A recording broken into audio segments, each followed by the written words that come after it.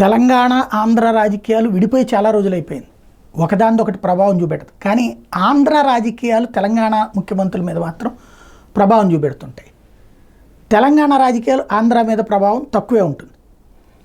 వాస్తవంగా చంద్రబాబు నాయుడు మొదటి టర్మ్ పరిపాలన కేసీఆర్కి బెనిఫిట్ అయింది.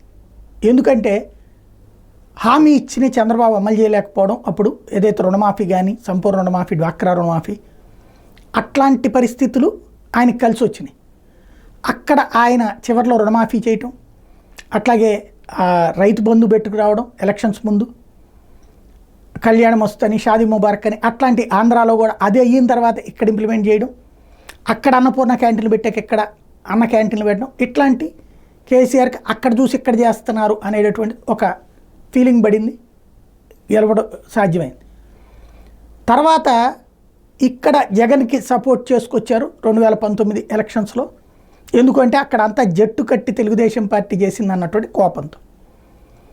ఆ టైంలో జగన్ గెలుపులో కేసీఆర్ అడుగు కూడా ఉంటుంది. సీన్ కట్ చేస్తే జగన్ ఎఫెక్ట్ కేసీఆర్ని గద్దెదించింది. ఎందుకని? సంక్షేమ పథకాలు ఎక్కడితో పోల్చుకుంటే అక్కడ చాలా తక్కువ ఉన్నాయి. ఇక్కడ 10 రకాల అవకాశాలు ఉంటే అక్కడ 4, 2, 3 ఉన్నాయి. అది ఆన్లా.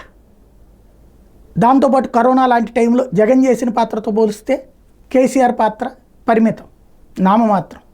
అది దెబ్బకొట్టింది. అందువల్ల అక్కడ అసంతృప్తి పెరిగింది, దెబ్బైపోయారు.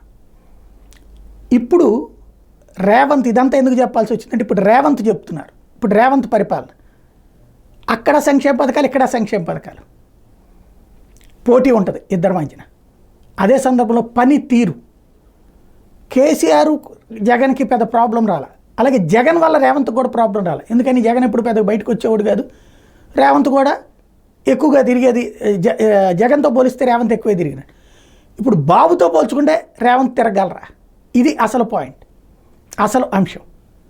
కాబట్టి ఇదే పాయింట్ మీద గెలిపోవటంలో ఉండవు, కానీ కంపారిజన్ ఉంటుంది 2 తెలుగు రాష్ట్రాలు కాబట్టి. అటు పక్కన తమిళనాడు, ఒరిస్సాతోనూ కర్ణాటకతోనూ పోల్చుకోం మనం. 2 తెలుగు రాష్ట్రాల్లో పోలికలు ఉంటాయి కాబట్టి కొంత కంపారిజన్ అయితే చర్చ నడుస్తుంది.